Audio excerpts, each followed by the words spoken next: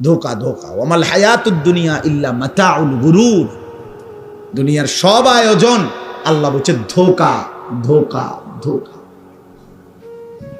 হাসিটাও ধোকা, কান্নাটাও ধোকা,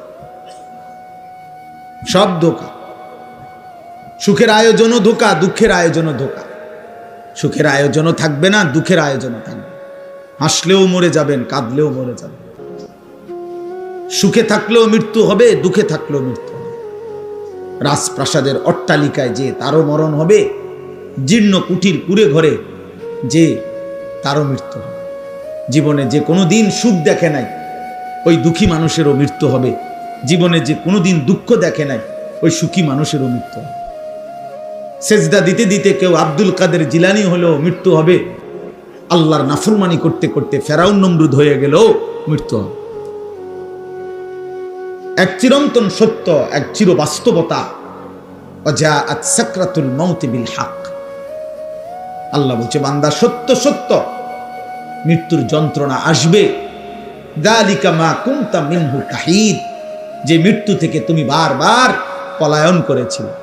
প্রতিবার ঠান্ডা লাগছে, সর্দি হইছে, অসুস্থ হইছে, একটু থেকে একটু ব্যথা বেদনা হইছে, তুমি দৌড় দিয়া ডাক্তার দেখাইছো, ওষুধ খাইছো, আবার ভালো হয়ে গেছো। তুমি মনে করছো এই যে ভালো হয়ে গেলাম, মরলাম না, বাচ্চা গেলাম।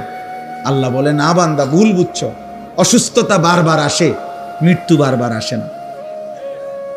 মরণ একবারই আসে, সে আর ফিরায় দেয় না। মাথা ব্যথা, পেট ব্যথা বারবার হইতে পারে, সেটা আবার চলেও যাইতে পারে। তো মরণ বারবার আসে না, আর মরণ কাউকে ফেরত দেয় না। কাজে তুমি মরণ আর জ্বর, মাথা ব্যথারে এক মনে করো না।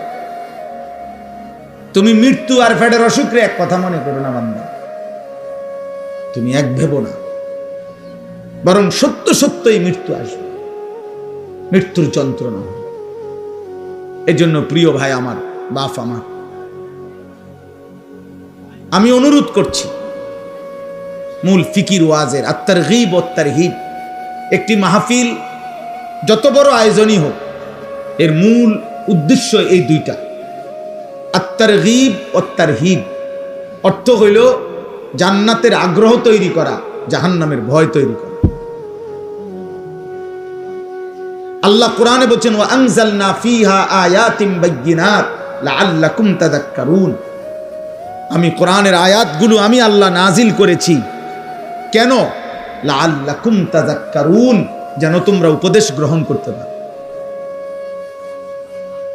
আল্লাহ কোরআনে বলেন ইয়াইযুকুম লাআল্লাকুম তাযাক্কারুন।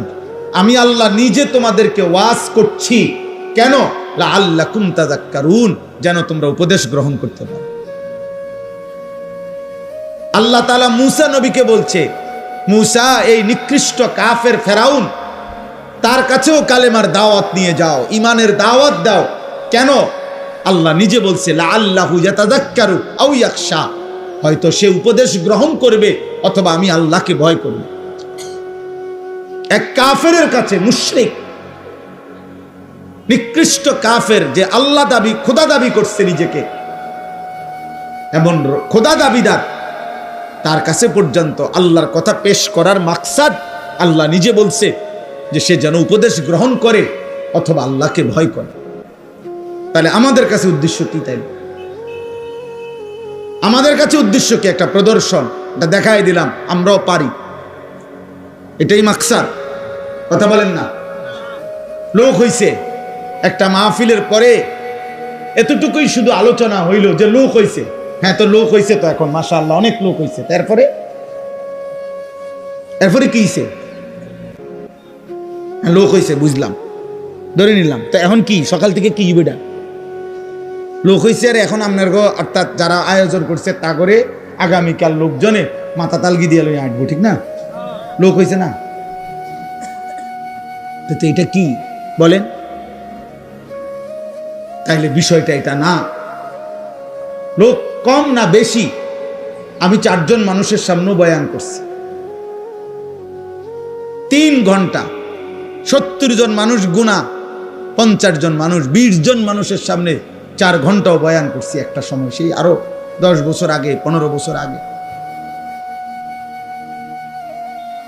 তাইলে দোস্ত এটা কোনো খোদার কসম কোনো বিষয় না, এটা নিয়ে কোনো পেরেশানি হওয়ার কিছু নাই। যুবক ভাই, আল্লাহর দোহাই তোমাদের কাছে অনুরোধ, প্রিয় ভাই,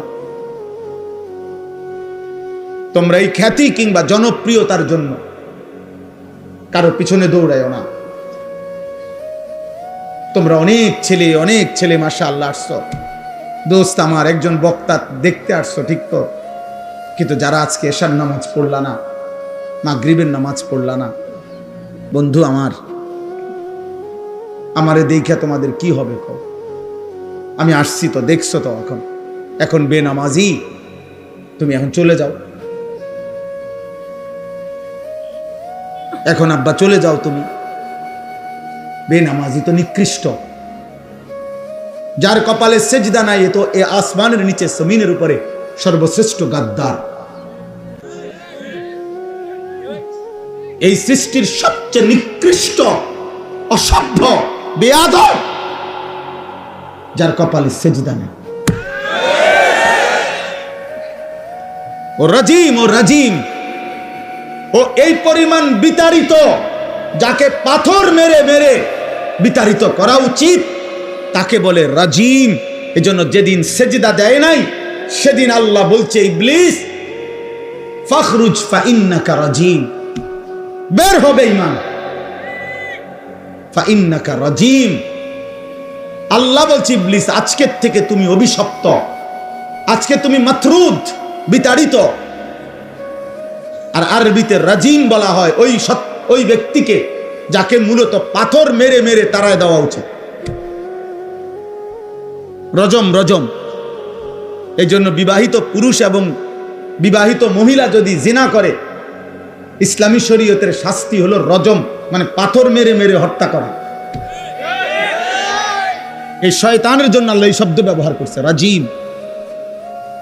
আউযু বিল্লাহি মিনাশ শাইতানির রাজিম। আর এটা আল্লাহ ওই দিন বলছে যেদিন সেজদা দেয় না। খোদার কসম, এটা কোরআন শরীফের আয়াত। এই জন্য বেনামাজি যাদের কপালে সেজদা নাই, তুমি এই সমাজের এতটা ঘৃণিত ব্যক্তি যে তোমারে পাথর মারতে মারতে তাড়ায় দেওয়া উচিত।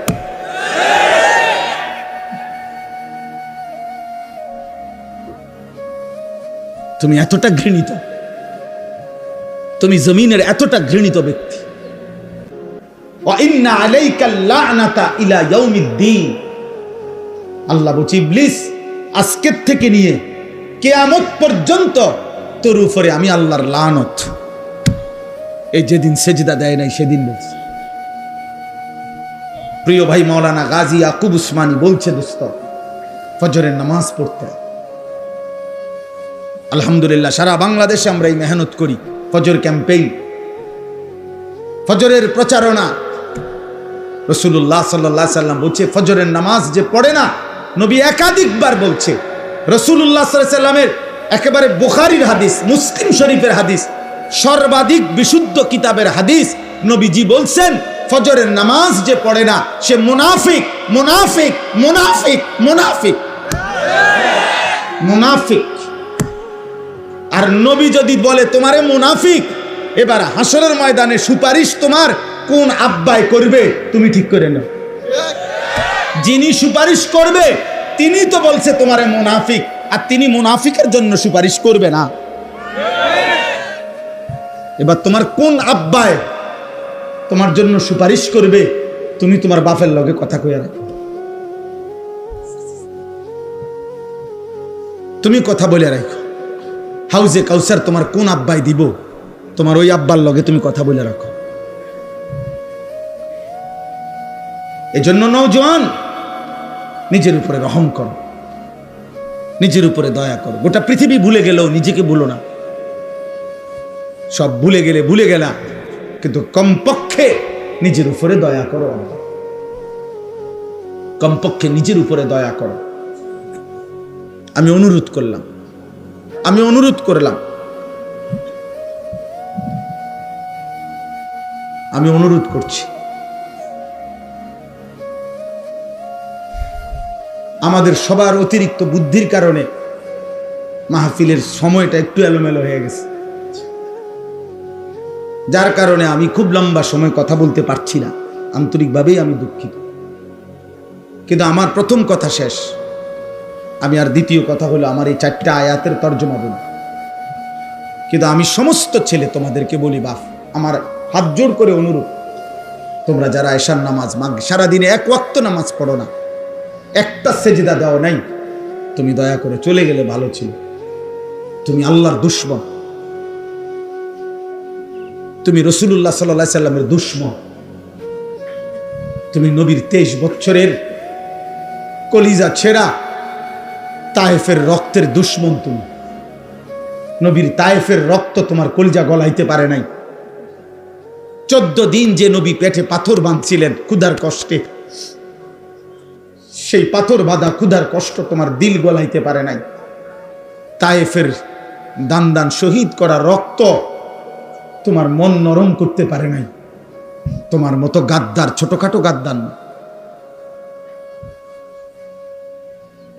তুমি জন্মের পর থেকে তোমরা যারা নামাজ পড়ো না, তোমরা শোনো নাই তোমার বাবা কাছে তুমি মুসলমান?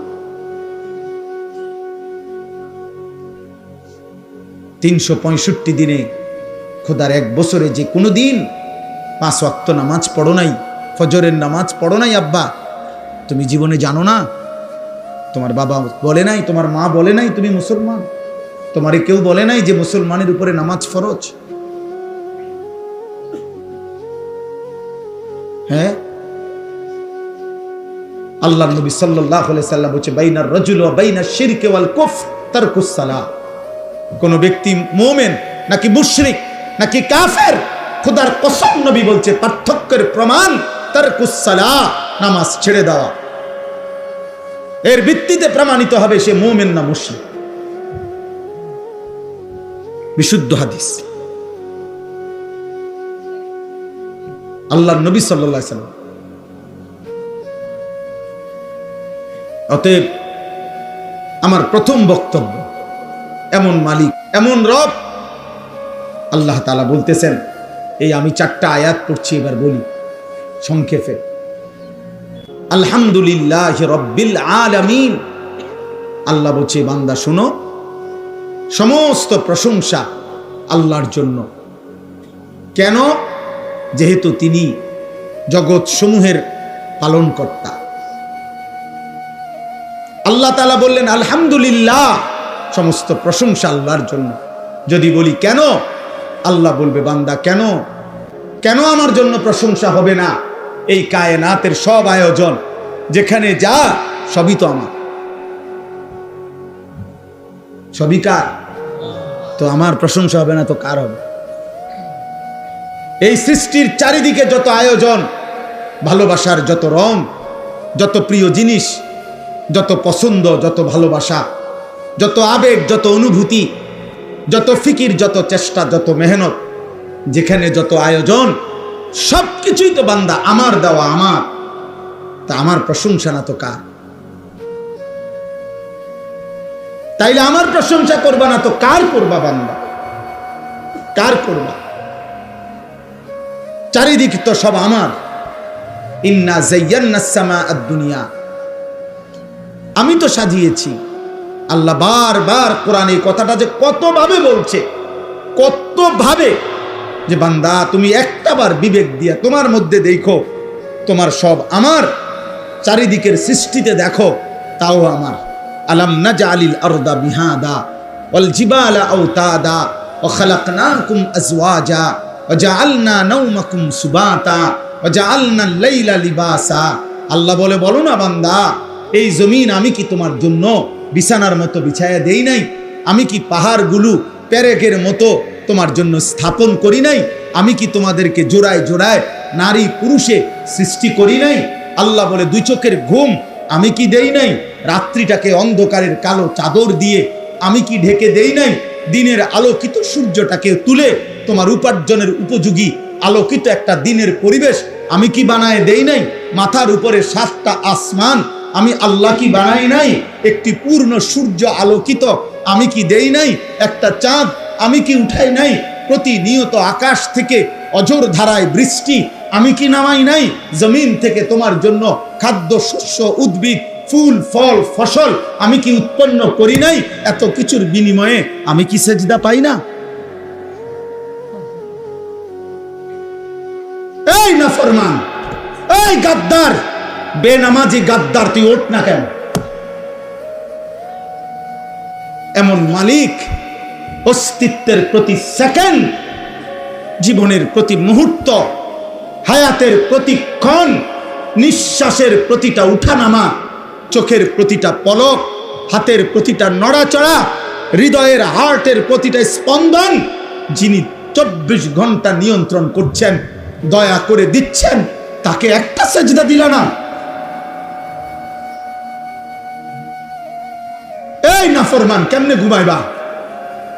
তোর বাপ তোরে কিছু বলে না? না, তোমরা কিশোর নওজোয়ান, তোমার মা আর কিছু বলে না? হাইওয়ানের মতো চুল, কোন মুশরিক কোন বেঈমানের মতো চুল রাখছো, সারাদিনে এক ওয়াক্ত নামাজ পড়ো না, চেহারা সুরত দেখলে বোঝা যায় বন্য জন্তুর মতো, যার কারণে মা মুখ ফিরায় নিছে। আরে বদনসিব, তোর দুর্ভাগা কপাল, তোর বাপে আর তোকে ডাকে না, তোর মা তোকে ডাকে না। এক ঘরে ঘুমায় 365 দিনে কোনো দিন তোমারে কেউ ফজরের নামাজের জন্য উঠায় নাই। আল্লাহর কসম, এটা তোর উপরে অভিশাপ ছাড়া আর কিচ্ছু লাগে না। বলে ভাত তো খাই হুজুর, ঘুম যাই, পেশাব পায়খানা করি, আমার তো কোনো অসুবিধা নাই। এগুলো আল্লাহ তাআলা খাবার, পেশাব পায়খানা, ঘুম আর ওই লজ্জাস্থানের চাহিদা, এটা কুত্তারও পূরণ হয়। কুত্তার কুত্তার কুত্তার কুত্তাও খায়, কুত্তাও ঘুমায়, কুত্তাও পেশাব পায়খানা করে, কুত্তারও লজ্জাস্থানের চাহিদা পূরণ হয়, নয়তো কুকুরের বাচ্চা হয় কেমনে? কি ভাবছো আব্বা? দিন রাত মোবাইলে কি দেখো? নারী, নর্তকী, জিনা, ব্যভিচার, উলঙ্গ দৃশ্য, কোনো বেহায়া নারীর ছবি কেন দেখো? লজ্জাস্থানের চাহিদা তোমার, লজ্জাস্থানের শাহওয়াত। আমি যদি আমার এতগুলো মুরব্বিরে বাদ দিয়া শুধু আপনাদের কাছে মাফ চাইয়া বলি, যুবক ভাই তোদের কাছে, তোরা পেশাবের রাস্তার কাছে হেরে গেলি। তাহলে তোর জীবন শুধু এই পেশাবের রাস্তার লাগা? কাপুরুষ!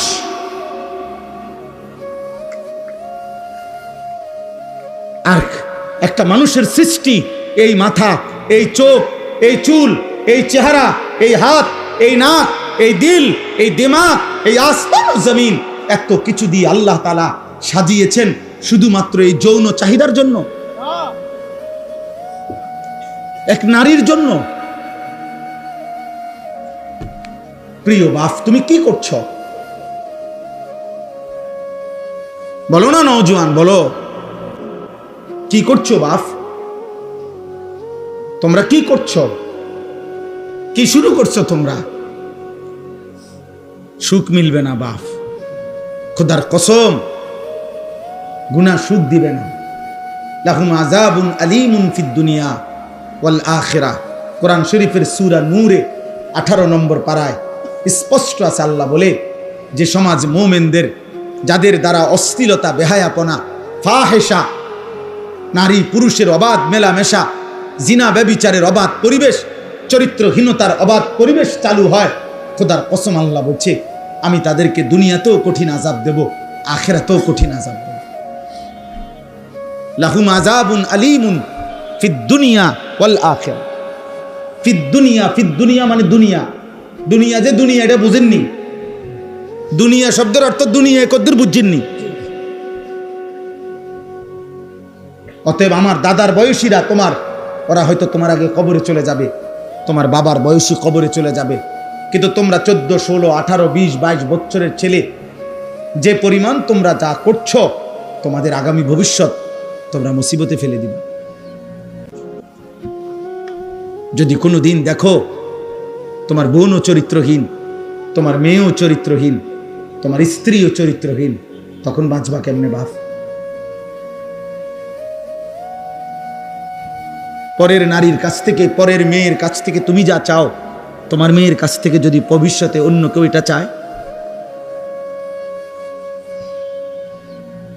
ওই ঘরের বোন থেকে তুমি যা চাচ্ছ হারাম সম্পর্কের মাধ্যমে, তোমার আপন বোন থেকে যদি সেটা কেউ চায়,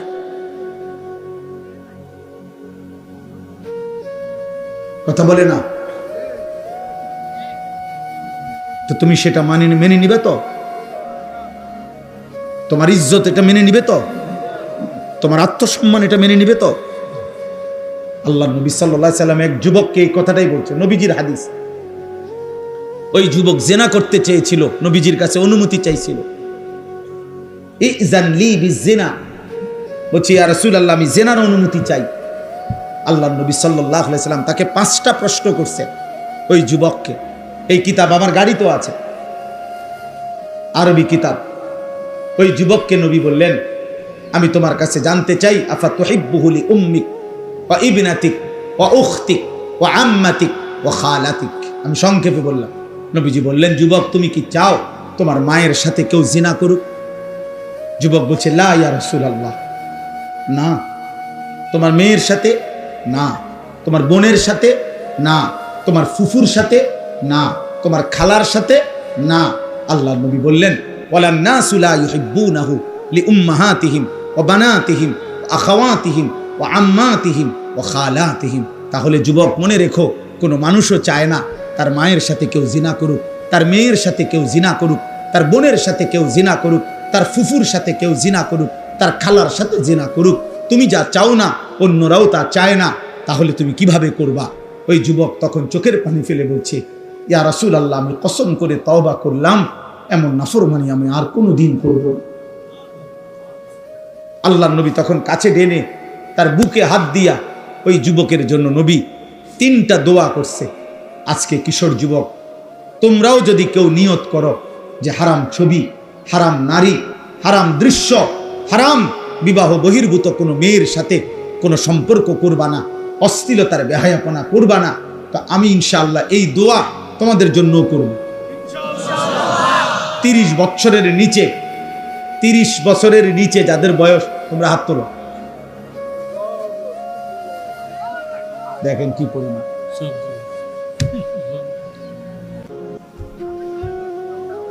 আয় করিম, আল্লাহ তোমাদেরকে কবুল করেন।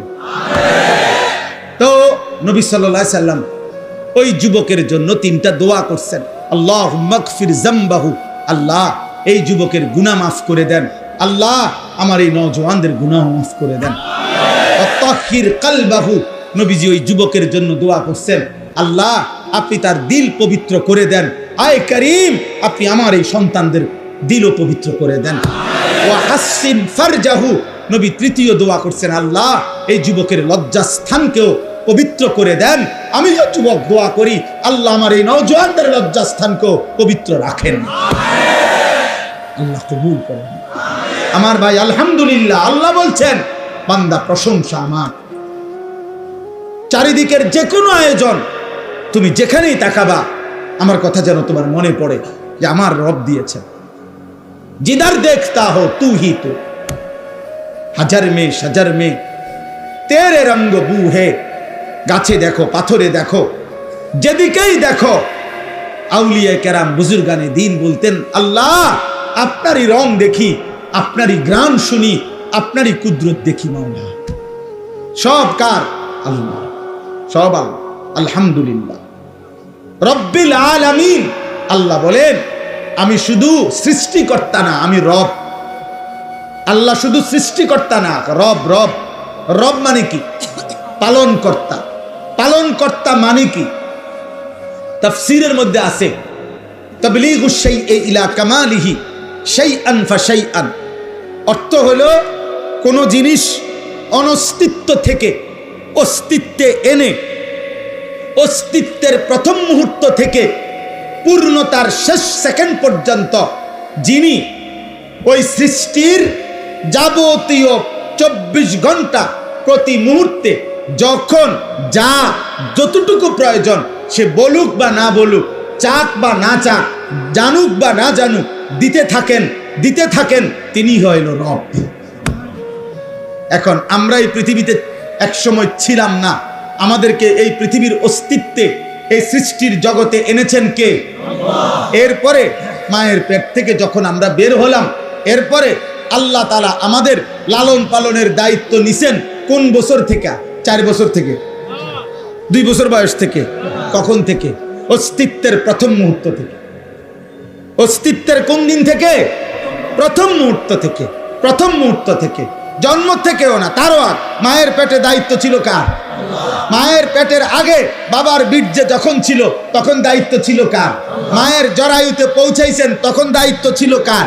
9 মাস ধীরে ধীরে নিজের হাতে সৃষ্টি করেছেন তখন দায়িত্ব ছিল কার?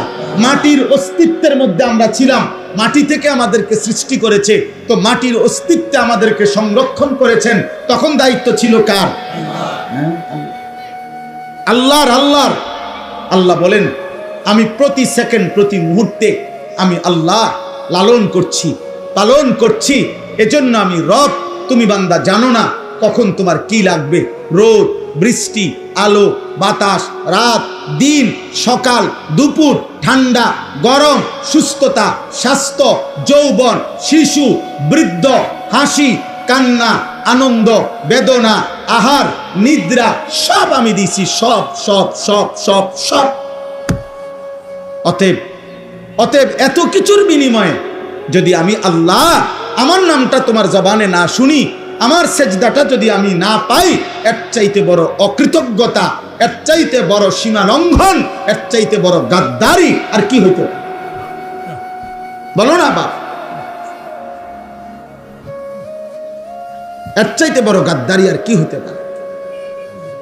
অতএব দয়া করে আমি এই প্রথম অনুরোধ করলাম, আমাদের প্রত্যেকের জবানে কৃতজ্ঞতার এই 2 জিনিস। 1 নাম্বার হলো জবানে আলহামদুলিল্লাহ, আর 2 নাম্বার সারা দেহে সেজদা মানে নামাজ। এটা কৃতজ্ঞতার সর্বশ্রেষ্ঠ মাধ্যম।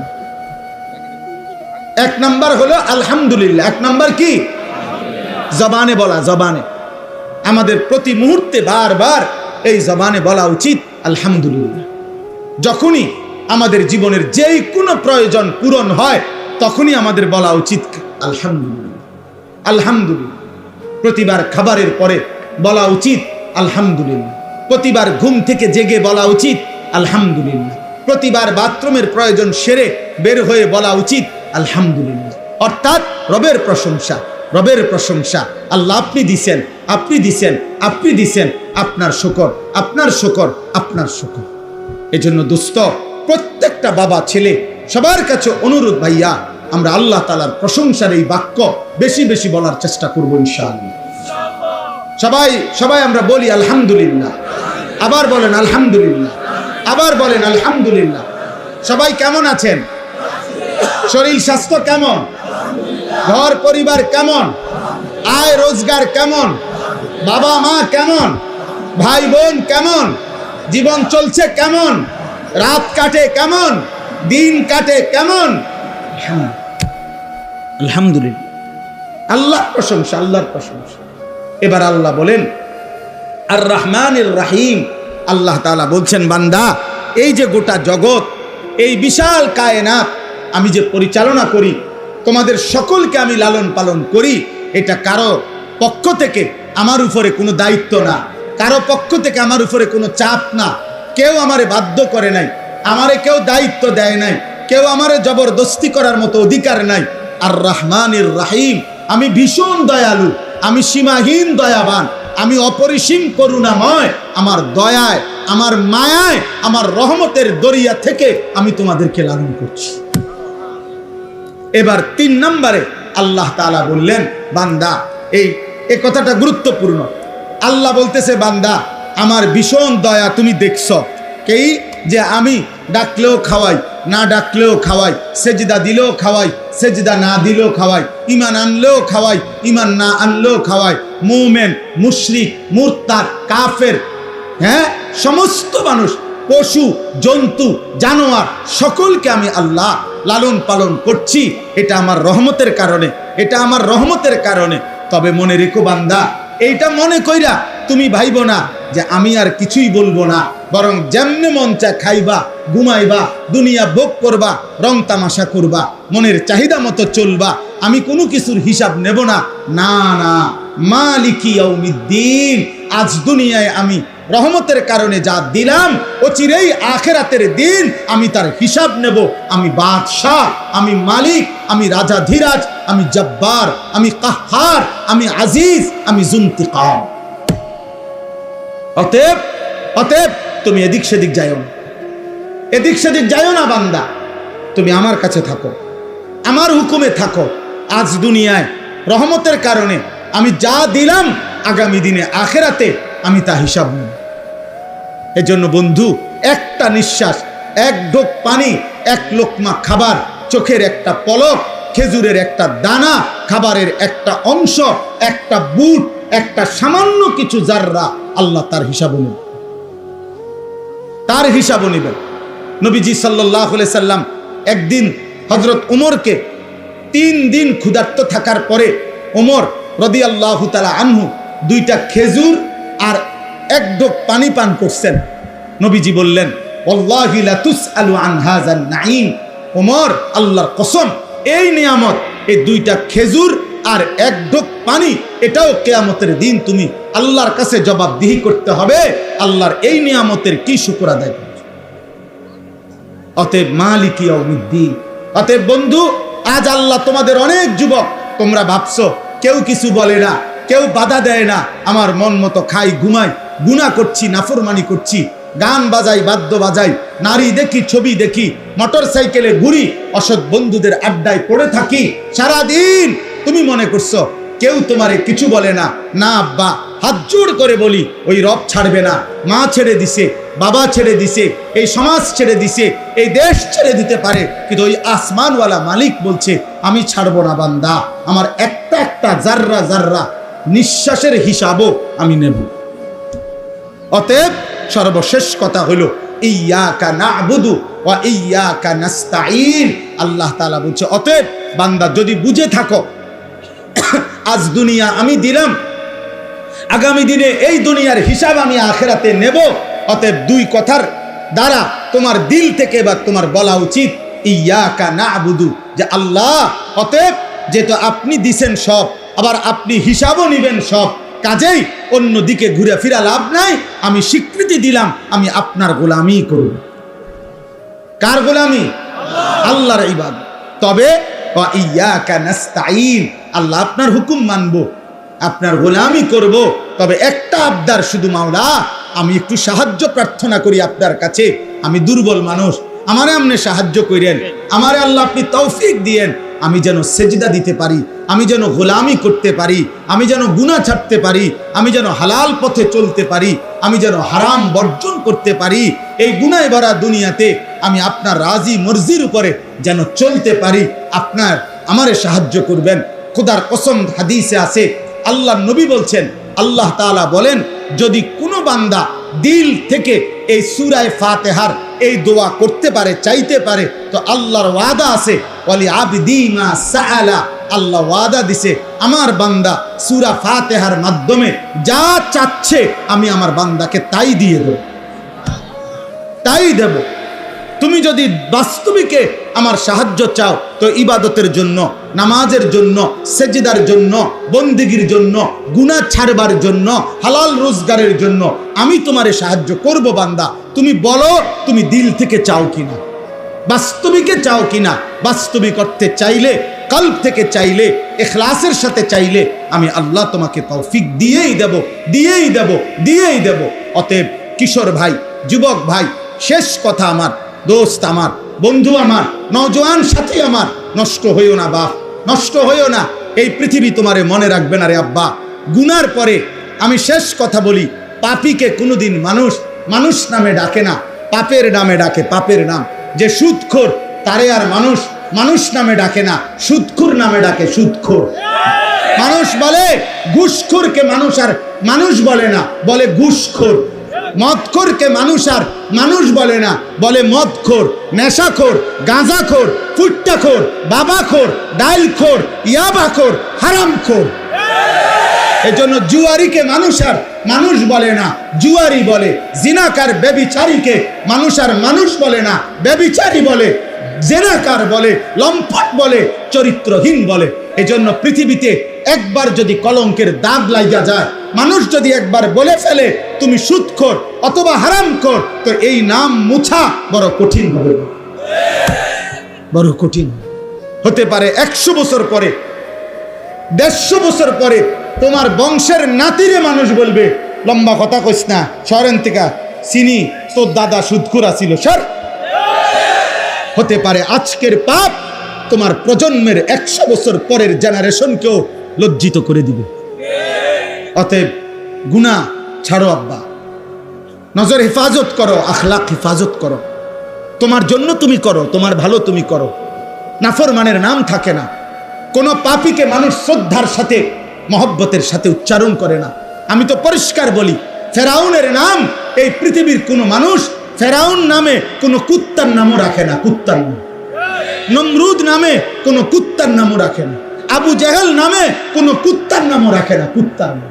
কিন্তু আবু বকর নামে কোটি মানুষ আছে, ওমর নামে কোটি মানুষ আছে, ওসমান নামে কোটি মানুষ আছে, আলী নামে কোটি মানুষ আছে, হাসান নামে কোটি মানুষ আছে, হোসাইন নামে কোটি মানুষ আছে। যে মালিককে রাজি করছে, মালিক বলে আমি জমিন ও আসমানে সর্বত্র তোমার নাম উঁচা করে দেব, উঁচা করে দেব। এজন্য আল্লাহ তাআলা আমাদের সকলকে ঈমান আমলের দৌলত দান করেন। অকুল্লুহুম আতিহি ইয়াউমাল কিয়ামাতি ফারদা। আল্লাহ বলছে কিয়ামতের দিন প্রত্যেককেই আল্লাহ তাআলার সামনে আসতে হবে নিজ নিজ আমলনামা নিয়ে, একজন একজন করে। ফারদান আই ওয়াহিদান, সামনে আসবে, আল্লাহ তাআলার সামনে আসতে হবে নিজ নিজ আমলনামা হাতে নিয়ে, একজন একজন করে আল্লাহ তাআলার সামনে মুখোমুখি হইতে হবে। সকলে সকলে।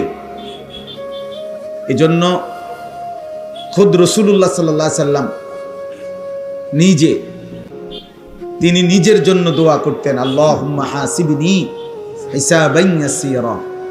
আল্লাহ আপনি আপনার এই বন্ধুর হিসাব, মানে আমার হিসাব সহজ করে দেন। অথচ তার কোনো গুনাহ নাই, তিনি মাসুম, তিনি নিষ্পাপ। আখিরাতের অগণিত মর্যাদা ওনার হাতে আল্লাহ নির্ধারণ করেছেন। শাফাত আল্লাহ ওনার জন্য নির্ধারণ করেছেন। হাউজে কাউসার পানি ওনার জন্য নির্ধারণ করেছেন। অগণিত মর্যাদার পরেও নবী সাল্লাল্লাহু আলাইহি সাল্লাম বলতেন, মাওলা আমার ভয় হয়, আখিরাতকে ভয় হয়, আপনি আমার হিসাব সহজ করে দিন। কোরআনুল কারীমের মধ্যে আছে হযরত ইব্রাহিম আলাইহিস সালাম, তিনিও আল্লাহর বন্ধু। কোরআন শরীফের সরাসরি আয়াত আছে, তিনি আল্লাহ তাআলাকে বলতেন, রব্বি লা তুখজিনি ইয়াউমা ইউবআসুন। আল্লাহ যেদিন সকলকে কবর থেকে হাসরের ময়দানে উঠাবেন, সেদিন আমাকে আপনি বেইজ্জতি করেন। ইব্রাহিম নবী বলছেন, লা তুখজিনি, আল্লাহ আমাকে অপমানিত করেন। নিজের জন্য ভাবছেন। একজন নবী খলিল ইব্রাহিম। হযরত ইউসুফ আলাইহিস সালাম বলছেন, আনতা ওয়ালিয়্যি ফিদ দুনিয়া ওয়াল আখিরা। আল্লাহ দুনিয়া আখিরাতে উভয় জায়গায় আপনি আমার বন্ধু, কাজেই আমি আপনার কাছে চাই তাওয়াফানি মুসলিমান, আমারে মুসলমানের উপরে আপনার আনুগত্যের উপরে মৃত্যু দিয়েন। একজন নবী তিনি ইউসুফ আলাইহিস সালাম, তিনি বলতেছেন আল্লাহর কাছে, আমি ইসলামের মৃত্যু চাই, আপনার আনুগত্যের উপরে মৃত্যু চাই। ওয়া আলহিকনি বিসসালিহিন, আপনার প্রিয় বান্দাদের সাথে আমারে সঙ্গী বানায় দিন। এজন্য দোস্ত, এটা মূল বিষয়, মূল ফিকির আখিরাত। আর আমরা প্রত্যেকেই একজন একজন আলাদা আলাদা মহান আল্লাহ তাআলার সামনে মুখোমুখি হতে হবে। কাজেই এই জনপ্রিয়তা দিয়ে কিচ্ছু আসবে যাবে না। ফাইযা নুফিখা ফিস সূরি ফালা আনসাবা বাইনাহুম ইয়াওমাইদিন ওয়ালা ইয়াতাসাআলুন। আল্লাহ বলেন, ইসরাফিল যখন ফু দিবে, হাসরের মাঠ যখন কায়েম হবে, তো কোটি কোটি মানুষ একসাথে থাকবে, কিন্তু কেউ কাউকে কোনো বংশের আত্মীয়তার পরিচয় দিবেন। ফালা আনসাবা, নসব মানে বংশ, কেউ কাউকে পরিচয় দিবে না। কোনো মা বলবে না এটা আমার ছেলে, ছেলে বলবে না এটা আমার মা। কোনো বাবা বলবে না এ আমার সন্তান, সন্তান বলবে না ইনি আমার আব্বা। কোনো স্বামী বলবে না এ আমার স্ত্রী, স্ত্রী বলবে না এ আমার স্বামী। ওয়ালা ইয়াতাসাআলুন, কেউ কাউকে ভালো মন্দ কিছু জিজ্ঞেসও করবে না।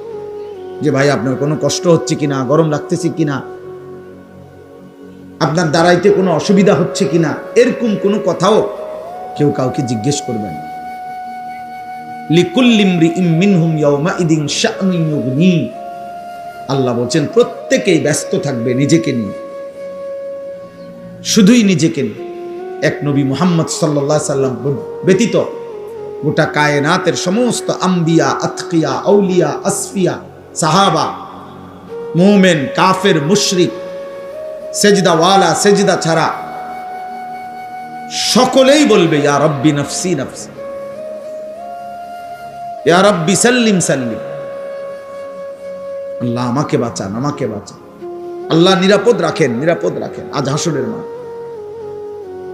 এই জন্য আমি অনুরোধ করলাম, দোস্ত আমার, ভাই আমার, বন্ধু আমার, শুধু শুধু এই হই হুল্লুর হাঙ্গামা, চিৎকার চেঁচামেচি, একজন বক্তা নিয়ে এই দফাদফি ফালাফালি কিচ্ছু নাই, এটা বেহুদা কাজ ছাড়া আর কিছুই না ভাইয়া। আমারে যদি 1 কোটি মানুষও চেনে, আমার কবরের আযাব মাপ, তো আমি এটা দিয়ে করব কি? আমি তো ভোটে হারাইছি না। আমারে যদি 10 কোটি মানুষ চিনে, আপনাদের কারো কবরের আযাব মাপ, তো আমার জনপ্রিয়তা দিয়ে আমনে কি চিনে আমারে আমনে লাফান কিনতেন বলে? তাইলে জনপ্রিয়তা দিয়ে আখিরাতের বিবেচনায়, পরকালের বিচারে আমার কি ফায়দা, আপনাদের কি ফায়দা? কারো কোনো ফায়দা নেই।